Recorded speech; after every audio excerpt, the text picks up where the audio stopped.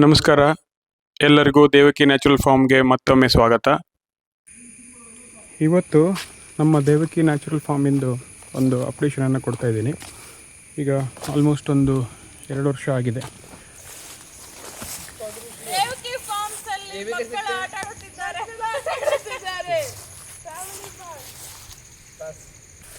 So ನಮ್ಮ ಮನೆ ಮಕ್ಕಳು ಕೂಡ ತೋಟಕ್ಕೆ ಬಂದಿದ್ದಾರೆ, ನೋಡ್ಬೋದು.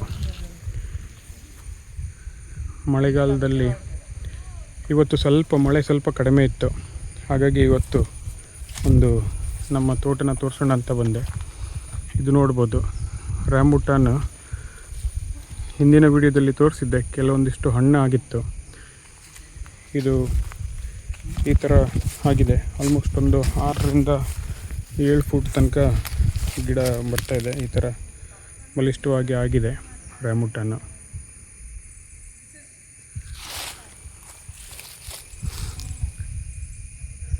ಇದು ನೋಡ್ಬೋದು. ನಾನು 15 ಅಂದರೆ ಸಾಲಿಂದ ಸಾಲಿಗೆ 15 ಫುಟ್ಟು, ಗಿಡದಿಂದ ಗಿಡಕ್ಕೆ 30 ಫುಟ್ ಡಿಸ್ಟೆನ್ಸಲ್ಲಿ ಇಲ್ಲಿ ರ್ಯಾಂಬುಟಾನನ್ನು ಹಾಕಿದ್ದೀನಿ. ಇದು ಒಂದು ಅರ್ಧ ಎಕರೆ ಮಾಡೆಲ್ ಫಾರ್ಮ್ ಅಂತ ಹೇಳ್ಬೋದು. ಇಲ್ಲಿ 15 ರ್ಯಾಂಬುಟಾನ್ ಇದೆ. ಆಮೇಲೆ ಸೀಬೆ ಗಿಡ ಒಂದು 40ರಿಂದ 50 ಸೀಬೆ ಗಿಡ ಇದೆ. ಇದು ನೋಡ್ಬೋದು, ನ್ಯಾಚುರಲ್ ಆಗಿ ಬೆಳೆತಿರುವಂಥ ಸೀಬೆ ಗಿಡ. ಇದು ನೋಡ್ಬೋದು, ರ್ಯಾಂಬುಟಾನ್ ಬಂದು 30 ಫೂಟ್ ಅಂತರದಲ್ಲಿ ನಾನು ಹಾಕಿರೋದು. ಅದರ ಮಧ್ಯದಲ್ಲಿ ಈ ಥರ ಸೀಬೆ ಗಿಡನ ಹಾಕಿದ್ದೀನಿ. ಇದು ನಾನು ಮುಂಚಿನ ವಿಡಿಯೋದಲ್ಲಿ ಹೇಳ್ದಂಗೆ ಇದು ನಂದು ಒಂದು ಸಹಜ ಕೃಷಿ ಅಂತ ಹೇಳ್ಬೋದು. ಯಾವುದೇ ರೀತಿ ಆರ್ಗಾನಿಕ್ ಗೊಬ್ಬರ ಇರ್ಬೋದು ಅಥವಾ ಇನಾರ್ಗಾನಿಕ್ ಗೊಬ್ಬರ ಇರ್ಬೋದು, ಯಾವುದೇ ಗೊಬ್ಬರನೂ ನಾನು ಇದರಲ್ಲಿ ಕೊಡ್ತಾಯಿಲ್ಲ. ಇಲ್ಲೊಂದು ಬ್ಯಾಂಬೂ ಗಿಡನ ನಾನು ಹಾಕಿದ್ದೀನಿ.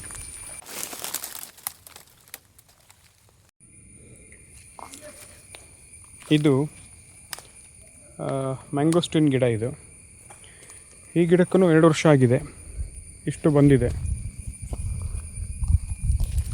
ಸ್ವಲ್ಪ ಕಳೆನ ನಾನು ಯಾವುದು ತೆಗಿತಾ ಇಲ್ಲ, ಆದರೆ ದೊಡ್ಡ ದೊಡ್ಡ ಹಿಂಡು ಆಗಿದ್ದನ್ನು ನಾನು ಈ ಸಲ ಕೆಲಸಗಾರನ ತಗೊಂಡು ಕ್ಲೀನ್ ಮಾಡಿಸಿದ್ದೀನಿ. ಇದು ನೋಡ್ಬೋದು, ಇದು ಒಂದು ಲೈನಲ್ಲಿ, ಈ ಥರ ಒಂದು ಲೈನಲ್ಲಿ ನಾನು 15 ಮ್ಯಾಂಗೋಸ್ಟಿನ್ ಗಿಡಗಳನ್ನು ಹಾಕಿದ್ದೀನಿ. ಒಂದೊಂದು ಕಡೆ ತುಂಬ ಚೆನ್ನಾಗಿ ಬಂದಿದೆ, ಒಂದೊಂದು ಕಡೆ ಸ್ವಲ್ಪ ಕುಂಠಿತವಾಗಿದೆ. ಇದು ನೋಡಿ, ಸ್ವಲ್ಪ ಹೆಲ್ತಿಯಾಗಿ ಬಂದಿದೆ.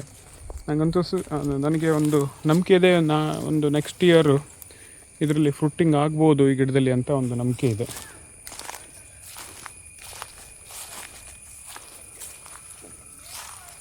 ಇದು ನೋಡ್ಬೋದು, ಆಲ್ಮೋಸ್ಟ್ ಒಂದು 4ರಿಂದ 4.25 ಫೂಟ್ ಹೈಟ್ ಬಂದಿದೆ ಮ್ಯಾಂಗೋಸ್ಟಿನ್ ಗಿಡ.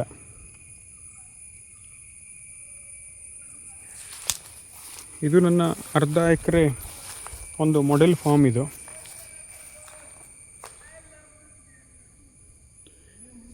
ಈ ಕಡೆ ಒಂದು ಲೈನಲ್ಲಿ 15 ಫೂಟ್ ಅಂತರದಲ್ಲಿ ನಾನು ಮ್ಯಾಂಗೋಸ್ಟಿನ್ ಗಿಡಗಳನ್ನು ಹಾಕಿದ್ದೀನಿ.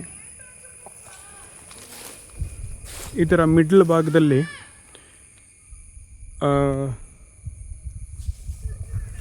ಡ್ರ್ಯಾಗನ್ ಫ್ರೂಟ್ ಗಿಡನ ಹಾಕಿದ್ದೀನಿ. ಆ ಕಡೆ ಕೆಳಭಾಗದಲ್ಲಿ ರ್ಯಾಂಬುಟಾನ್ ಜೊತೆಗೆ ಸೀಬೆ ಗಿಡನ ಹಾಕಿದ್ದೀನಿ. ಇದು ಒಂದು ಅರ್ಧ ಎಕರೆ ಮಾಡೆಲ್ ಫಾರ್ಮ್. ಇದು ಮಳೆಗಾಲದಲ್ಲಿ ಅಡಿಕೆ ಮರ ತುಂಬ ಬೀಳುತ್ತೆ. ಸೊ ಈ ಸಲನೂ ಒಂದು 4-5 ಅಡಿಕೆ ಮರ ಬಿತ್ತು ಮಳೆ ಮತ್ತು ಗಾಳಿಯಿಂದ. ನಾನೇನು ಮಾಡಿದೆ, ಈ ಡ್ರ್ಯಾಗನ್ ಫ್ರೂಟಿಗೆ ಒಂದು ಸಪೋರ್ಟ್ ಆಗಿರಲಿ ಅಂತ ಈ ಥರ ಅಡಿಕೆ ಮರನ ಕಟ್ ಮಾಡಿ ಈ ಥರ ಹಾಕಿ ಒಂದು ಬೇಲಿ ಥರ ಮಾಡಿದ್ದೀನಿ. ಇದು ಸ್ವಲ್ಪ ದೊಡ್ಡದಾದ್ರ ಮೇಲೆ ಟ್ರಾಲಿಸ್ ಮೆಥಡನ್ನು ಮಾಡಬೇಕು ಅನ್ನೋದು ನನ್ನ ಇಂಟೆನ್ಷನ್ನು. ಈಗ ಟ್ರಾಲಿಸ್ ಮೆಥಡ್ ಅಂತಂದರೆ ಈ ಥರ ಕಂಬ ಇರುತ್ತೆ, ಕಂಬಕ್ಕೆ ಟ್ರಾಲಿಸ್ ಒಂದು ವಯರ್ ಬರುತ್ತೆ, ಅದರದ್ದು ಸಪ್ರೇಟ್ ಆಗಿರೋ ಒಂದು ವಯರ್ ಬರುತ್ತೆ. ಆ ವಯರನ್ನು ಯೂಸ್ ಮಾಡಿ ನಾವು ಒಂದು ಡ್ರ್ಯಾಗನನ್ನು ಬೆಳೆಯುವಂಥ ಮೆಥಡಿಗೆ ಟ್ರಾಲೀಸ್ ಅಂತ ಹೇಳ್ತೀವಿ. ನಾರ್ಮಲಾಗಿ ಹೇಗಿರುತ್ತೆ ಅಂತಂದರೆ, ಈ ಥರ ಕಂಬ ಇರುತ್ತೆ, ಕಂಬದ ಮೇಲೆ ಒಂದು ಆ್ಯಂಗಲ್ ಹಾಕಿ ಅದಕ್ಕೆ ಒಂದು ಟಯರ್ ಹಾಕ್ತಾರೆ. ಆ ಟಯರ್ ಮೇಲೆ ಡ್ರ್ಯಾಗನ್ ಗಿಡಗಳನ್ನು ಬೆಳೆಸ್ತಾರೆ. ಬಟ್ ನಾನು ಈ ಥರ ಕಂಬನ ಹಾಗೆ ಬಿಟ್ಟಿದ್ದೀನಿ. ಈ ಎರಡು ಕಂಬದ ಮಧ್ಯದಲ್ಲಿ ಈ ಥರ ಡ್ರ್ಯಾಗನ್ ಗಿಡಗಳನ್ನು ನೆಟ್ಟು ಅದಕ್ಕೆ ನಾನು ಅಡಿಕೆ ಮರದ ಏನು ಸಪೋರ್ಟನ್ನು ಈ ಸಲ ನಾನು ಹಾಕಿದ್ದೀನಿ. ಅಡಿಕೆ ಮರ ಸಪೋರ್ಟ್ ಹಾಕಿದ ಮೇಲೆ ಇಲ್ಲಿ ನೋಡ್ಬೋದು ಈ ಥರ ಫ್ಲವರಿಂಗ್ ಬರೋಕ್ಕೆ ಈಗ ಸ್ಟಾರ್ಟ್ ಆಗಿದೆ. ಈಗ ನಾನು ವಿಡಿಯೋ ಮಾಡ್ತಿರೋದು ಜುಲೈ ತಿಂಗಳಲ್ಲಿ ಇದು ಫ್ಲವರಿಂಗ್ ಬರ್ತಾ ಇದೆ. ನನಗೆ ಗೊತ್ತಿಲ್ಲ ಇದು ಹೇಗೆ ಎಫೆಕ್ಟಿವ್ ಆಗಿ ಇದು ಗಿಡ ಇರುತ್ತೆ ಅಂತ.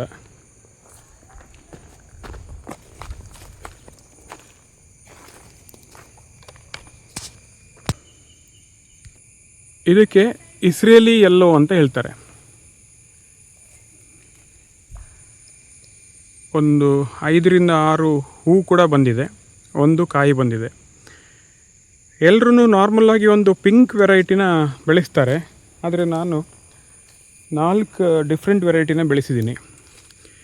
ಈ ಕಡೆ ಬಂದು ಪೊಲೋರಾ ಅಂತ, ಇದು ಒಂದು ಪ್ಯೂರ್ ಯೆಲ್ಲೋ ಇರುತ್ತೆ, ತುಂಬ ಸ್ವೀಟಾಗಿರುತ್ತೆ. ಗಿಡ ಈ ಥರ ದೊಡ್ಡದಾಗಿರುತ್ತೆ, ಆದರೆ ಹಣ್ಣುಗಳು ಮಾತ್ರ ತುಂಬ ಚಿಕ್ಕದಾಗಿರುತ್ತೆ. ಇದು ನೋಡ್ಬೋದು, ಇದು ಗ್ರಾಫ್ಟೆಡ್ ಗಿಡ. ಇದು 2 ವರ್ಷ ಬೇಕಾಯಿತು ಇಷ್ಟು ಬೆಳೀಲಿಕ್ಕೆ. ಲಾಸ್ಟ್ ಇಯರು ಏನೂ ಬೆಳೆದಿರಲಿಲ್ಲ, ಸ್ವಲ್ಪ ಅದರದ್ದು ಚಿಗುರು ಬಂದಿತ್ತು. ಇವಾಗ ಇದು ಸ್ವಲ್ಪ ಚೆನ್ನಾಗಿ ಬಂದಿದೆ. ಆದರೆ ಇದರಲ್ಲಿ ಒಂದು ಇಶ್ಯೂಸ್ ನನಗೇನಾಯಿತು ಅಂತಂದರೆ, ಇಲ್ಲಿ ನೋಡ್ಬೋದು, ನಾನು ಇಲ್ಲಿ ಹಾಕಿರೋ ಗಿಡದಲ್ಲಿ ಒಂದು 4 ವೆರೈಟಿನೂ 100 ಗಿಡ ತಗೊಬಂದು 400 ವೆರೈಟಿನ ಹಾಕಿರೋದು. ಇದರಲ್ಲಿ ಕೆಲವೊಂದಿಷ್ಟು ಗಿಡ ಇನ್ನೂ ಅಷ್ಟೊಂದು ಬೆಳವಣಿಗೆ ಬರಲಿಲ್ಲ, ಕೆಲವೊಂದಿಷ್ಟು ಹೊರಟೋಗಿದೆ, ಗಿಡನೇ ಹೊರಟೋಗಿದೆ. ಇದು ನೋಡ್ಬೋದು, ಅಷ್ಟೊಂದು ಬೆಳವಣಿಗೆ ಇಲ್ಲ. ಆದರೆ ಇದು ಬೇರೆ ಗಿಡಗಳೆಲ್ಲ ಸ್ವಲ್ಪ ಬಂದಿದೆ. ಒಂದು 2 ವರ್ಷದಲ್ಲಿ ನನಗೆ ಇದು ತೊಗೊಂಡು ಫ್ರೂಟ್ ಆಗಲಿಕ್ಕೆ. ಪರವಾಗಿಲ್ಲ, ನಾನು ನ್ಯಾಚುರಲ್ಲಾಗಿ ಬೆಳೆಸ್ತಾ ಇರೋದ್ರಿಂದ, ಯಾವುದೇ ರೀತಿ ಫರ್ಟಿಲೈಸರ್ ಹಾಕ್ತೇ ಹೋಗಿರೋದ್ರಿಂದ ಇದು ಒಂದು ನೋಡೋಣ ಅಂತ ನಾನು ಈ ಥರ ಒಂದು ಮಾಡಿರೋದು. ಇದು ನೋಡಿ, ರೆಡ್ ವೆರೈಟಿ ಹೂ ಬಂದಿದೆ, ಮೊಗ್ಗು ಬಂದಿದೆ. ಇದು ಮೇ ಬಿ ಒಂದು ತಿಂಗಳ ಅಥವಾ 1.5 ತಿಂಗಳಲ್ಲಿ ಹಣ್ಣು ಆಗ್ಬೋದು. ಇದೊಂದು ಪ್ರಯತ್ನ. ಇದು ಒಂದು ದ್ರಾಕ್ಷಿಯ ವೆರೈಟಿ. ಇಲ್ಲಿ ಒಂದು ಕಮಾನ್ ಥರ, ಅಂದರೆ ಹೂ ನೆಡಲಿಕ್ಕೆ ನಾವು ಒಂದು ಮಾಡಿದ್ವಿ. ಸೊ ಇದು ಕೇರಳ ಕಡೆಗೆ ತುಂಬ ಬೆಳೀತಾ ಇದೆ ಅಂತ ಗೊತ್ತಾಯಿತು. ಸೊ ಇದೊಂದು ಸ್ವಲ್ಪ ಕಪ್ಪು ಜಾತಿಯ ದ್ರಾಕ್ಷಿ, ನಮ್ಮ ಕೋಸ್ಟಲಲ್ಲಿ ಬರುತ್ತೆ ಅಂತ ಗೊತ್ತಾಯಿತು. ಅದಕ್ಕೋಸ್ಕರ 2 ಗಿಡ ತಗೊಬಂದು ಹಾಕಿದ್ದೀನಿ. ಇದು ಮುಂಚೆ ಇಲ್ಲಿ ನಾವಂದರೆ ಮಲ್ಲಿಗೆ ಬಳ್ಳಿನ ನೆಟ್ಟಿದ್ವಿ. ಸೊ ಇದು ಚೆನ್ನಾಗಿ ಬಂದಿದೆ. ಈಗ 1-2 ತಿಂಗಳಾಯಿತು ನೆಟ್ಟು. ನಮ್ಮ ಉದ್ದೇಶ ಏನಂತಂದರೆ, ಈ ಏನು ಫ್ರೇಮ್ ಇದೆ, ಈ ಫ್ರೇಮಿಗೆ ಅದನ್ನು ಬೆಳೆಸಿ ಇಲ್ಲೊಂದು ದ್ರಾಕ್ಷಿ ಆದಾಗ ಮನೆ ಹತ್ರ ಒಂದು ಚೆನ್ನಾಗಿ ಕಾಣುತ್ತೆ ಅನ್ನೋದು ಒಂದು ಉದ್ದೇಶ. ಅದಕ್ಕೋಸ್ಕರ ಇದನ್ನು ಹಾಕಿದ್ದೀನಿ. ಹಾಗೆಯೇ ಇಲ್ಲೊಂದು 2 ವರ್ಷ ಹಿಂದೆ ಒಂದು ಪೀನಟ್ ಬಟರ್ ಗಿಡ ಹಾಕಿದ್ವಿ. ತುಂಬ ಫ್ರೂಟ್ ಬರುತ್ತೆ ಇದರಲ್ಲಿ. ಈಗ ಮಳೆಗಾಲ ಆಗಿರೋದ್ರಿಂದ ಸ್ವಲ್ಪ ಕಡಿಮೆ ಇದೆ. ಒಂದು ಜೂನ್ ತನಕ ಇದರಲ್ಲಿ ಗಿಡ ತುಂಬ ಹಣ್ಣುಗಳಿದ್ವು, ಒಳ್ಳೆ ಟೇಸ್ಟಿಯಾಗಿದೆ ಹಣ್ಣು. ಇದಕ್ಕೆ ಪೀನಟ್ ಬಟರ್ ಅಂತ ಹೇಳ್ತಾರೆ. ಇವನ್ನ ಸೀಡ್ ಅನ್ನು ತಿನ್ಬೋದು. ಹಣ್ಣು ಕೂಡ ಸ್ವಲ್ಪ ಚೆನ್ನಾಗಿರುತ್ತೆ. ಇವನ್ನ ಸೀಡ್ ತಿಂದರೆ ಈ ಪೀನಟ್ ಅಂದರೆ ಶೇಂಗಾ ಏನಿರುತ್ತೆ ಹೇಳ್ತೀವಿ, ಅದರ ತಿಂದಿರೋ ಒಂದು ಅನುಭವ ಆಗುತ್ತೆ. ಇದಕ್ಕೆ ಪೀನಟ್ ಬಟರ್ ಅಂತ ಹೇಳ್ತಾರೆ. ಒಂದು ಗಿಡ ಸ್ಯಾಂಪಲಿಗೆ ನಾನು ಹಾಕಿದ್ದೆ. ಇದು ತುಂಬ ದೊಡ್ಡದಾಗಿ ಗ್ರೋತ್ ಆಗಿದೆ ಮತ್ತು ಒಳ್ಳೆ ಹಣ್ಣುಗಳು ಬರ್ತಾ ಇದೆ. ಮನೆ ಹತ್ರನೇ ಇದು ಹಾಕಿರೋದು, ಹಾಗಾಗಿ ನಾವಂದರೆ ಚೆನ್ನಾಗಿ ನೋಡ್ಕೋಬೋದು. ತುಂಬ ಚೆನ್ನಾಗಿ ಹೆಲ್ತಿಯಾಗಿ ಬಂದಿದೆ. ಇದು ಕಾಂಡ ನೋಡ್ಬೋದು, ಕಾಂಡ ಕೂಡ ತುಂಬ ಬಲ್ತಿದೆ. ಈ ಪೀನಟ್ ಬಟರ್ ಜೊತೆಗೆ ನಾವೊಂದು ಸ್ಟಾರ್ ಫ್ರೂಟನ್ನು ಹಾಕಿದ್ವಿ. ಇದು ಸ್ವೀಟ್ ವೆರೈಟಿ ಸ್ಟಾರ್ ಫ್ರೂಟ್. ಇದು ಈ ಮೇ ಮತ್ತು ಜೂನ್ ಮಂತಲ್ಲಿ ಗಿಡ ತುಂಬ ಇದರಲ್ಲಿ ಹಣ್ಣುಗಳಾಗಿತ್ತು. ಆಲ್ಮೋಸ್ಟ್ ಒಂದು 3 ಹಣ್ಣನ್ನು ಸೇರಿಸಿದ್ರೆ 1 kg ಬರುವಷ್ಟು. ಇದೇನಿದೆ ಇವಾಗ ಲಾಸ್ಟ್ ಇರೋದು, ಇದು ಸ್ವಲ್ಪ ಚಿಕ್ಕದಾಗಿದೆ. ತುಂಬ ದೊಡ್ಡ ದೊಡ್ಡ ಹಣ್ಣುಗಳಾಗಿತ್ತು. ಈ ನಾರ್ಮಲ್ ವೆರೈಟಿನಲ್ಲಿ ಹುಳಿ ಇರುತ್ತೆ, ಆದರೆ ಇದು ಹಾಗೇನೆ ನಾವು ತಿನ್ಬೋದು. ಸ್ವಲ್ಪ ಸ್ವೀಟ್ ಇದೆ. ಈ ಗಿಡದಲ್ಲಿ ಇದು ಕೂಡ 2 ವರ್ಷ ಓಲ್ಡ್ ಗಿಡನೇ. ಗಿಡದ ತುಂಬ ಈ ಎಲೆನೇ ಕಾಣ್ತಾ ಇರಲಿಲ್ಲ, ಅಷ್ಟು ಹಣ್ಣುಗಳಾಗಿತ್ತು.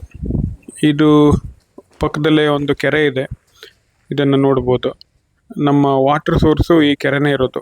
ನಾವು ಬೋರ್ವೆಲ್ಲು ಅಥವಾ ಬೇರೆ ಯಾವುದೇ ವಾಟರ್ ಸೋರ್ಸನ್ನು ಅವಲಂಬಿಸಿಲ್ಲ. ನಮ್ಮದೆಲ್ಲ ತೋಟಕ್ಕೂ ಈ ಕೆರೆಯಿಂದನೇ ನೀರು ಹೋಗುವಂಥದ್ದು. ಇದರಲ್ಲಿ ನಾವು ಚಿಕ್ಕವರಿದ್ದಾಗ ಈಜಾಡ್ತಾ ಇದ್ವಿ. ಈಗ ಅಷ್ಟೊಂದು ನಾವು ಮೇಂಟೈನ್ ಮಾಡಲಿಲ್ಲ, ಹಾಗಾಗಿ ಇದು ಮಳೆಗಾಲ ಆಗಿರೋದ್ರಿಂದ ಇದರಲ್ಲಿ ತುಂಬ ಕಳೆ ಬೆಳ್ಕೊಂಡಿದೆ. ಫುಲ್ ಎಲ್ಲ ತೋಟಕ್ಕೆ ಈ ಕೆರೆಯಿಂದನೇ ನೀರು ಹೋಗುವಂಥದ್ದು. ಒಂದು 7 HP ಮೋಟ್ರನ್ನು ಇದಕ್ಕೆ ಅಳವಡಿಸಿದ್ದೀವಿ. ಈ ಕೆರೆಯಿಂದನೇ ಪೂರ್ತಿ ತೋಟಕ್ಕೆ ನೀರು ಹೋಗುತ್ತೆ. ತುಂಬ ಸ್ವಚ್ಛವಾಗಿದೆ. ಇದು ನೋಡ್ಬೋದು, ಇದು ನಮ್ಮ ಗೋಶಾಲೆ. ನಾವು ದೇಸಿ ಆಕಳನ್ನು ಸಾಕಿರೋದು. ಇದರಲ್ಲಿ 4 ಮಲೆನಾಡು ಗಿಡ್ಡ ತಳಿಯ ಹಸು ಇದೆ. ಇದು ನ್ಯಾಚುರಲ್ ಆಗಿಯೇ ಕರು ಹಾಕುತ್ತೆ. ನಾವು ಯಾವುದು ಡಾಕ್ಟರ್ನ ಕರ್ಕೊಂಡು ಬಂದು ಇದಕ್ಕೆ ಇನ್ಸೆಮಿನೇಷನ್ ಮಾಡಿಸಿ ಈ ಥರ ಕರು ಮಾಡಿಸೋದಿಲ್ಲ. ನ್ಯಾಚುರಲ್ ಆಗಿಯೇ ಇದು ನಾವು ಬೆಟ್ಟದಲ್ಲಿ ಇದನ್ನು ಬಿಡ್ತೀವಿ. ಇದು ನೋಡ್ಬೋದು ಕರುಗಳನ್ನು, ಎಷ್ಟು ಕ್ಯೂಟ್ ಆಗಿದೆ. 4 ಮಲೆನಾಡು ಗಿಡ್ಡ ಇದೆ ಮತ್ತು 4 ಕರು ಇದೆ. ಒಂದು ಹಸುವಿಂದ ಒಂದು ಅರ್ಧ ಲೀಟ್ರಿಂದ 3/4 ಲೀಟ್ರ್ ತನಕ ಹಾಲು ಬರುತ್ತೆ. ಇದು ನೋಡ್ಬೋದು ಕರುಗಳನ್ನು. ಸೊ ಇವರೇ ನಮ್ಮ ದೇವಕಿ ನ್ಯಾಚುರಲ್ ಫಾರ್ಮ್ನ ಮೇನ್ ಓನರು. ಇವರ ಹೆಸರು ದೇವಕಿ ಅಂತ. ಸೊ ಇವರು ನಮ್ಮ ತಾಯಿ ಆಗಿರೋದ್ರಿಂದ ಇವರ ಹೆಸರಲ್ಲೇ ದೇವಕಿ ನ್ಯಾಚುರಲ್ ಫಾರ್ಮ್ ಅಂತ ಮಾಡಿರೋದು. ಸೊ ಇವರನ್ನೇ ಎಲ್ಲ ಪೂರ್ತಿ ಈ ಆಕಳನ್ನು ನೋಡ್ಕೊಳ್ತಾರೆ. ಬೆಳಗ್ಗೆ ಮತ್ತು ಮಧ್ಯಾಹ್ನ ಆಕಳನ್ನು ನೋಡ್ಕೊಳ್ಳೋದು ಇವರೇನೆ. ಇವನ್ನ ಹಾಲು ಕರಿಯೋದ್ರಿಂದ ಹಿಡಿದು ಎಲ್ಲದನ್ನು ಇವರೇ ಮಾಡೋದು. ಬೆಳಿಗ್ಗೆ ಹಾಲು ಕರೆದಾದ್ಮೇಲೆ ಈ ಆಕಳನ್ನು ಬೆಟ್ಟಕ್ಕೆ ಬಿಡ್ತಾರೆ. ಸೊ ಬೆಟ್ಟದಲ್ಲಿ ನ್ಯಾಚುರಲ್ ಆಗಿ ಅದು ಮೇವನ್ನು ತಿಂದು ಸಂಜೆ ಟೈಮಿಗೆ ವಾಪಸ್ ಬರುತ್ತೆ. ಇದಿಷ್ಟು ನಮ್ಮ ಒಂದು ದೇವಕಿ ನ್ಯಾಚುರಲ್ ಫಾರ್ಮ್ನ ಒಂದು ನಿಮಗೆ ತೋರಿಸಿದ್ದೀನಿ.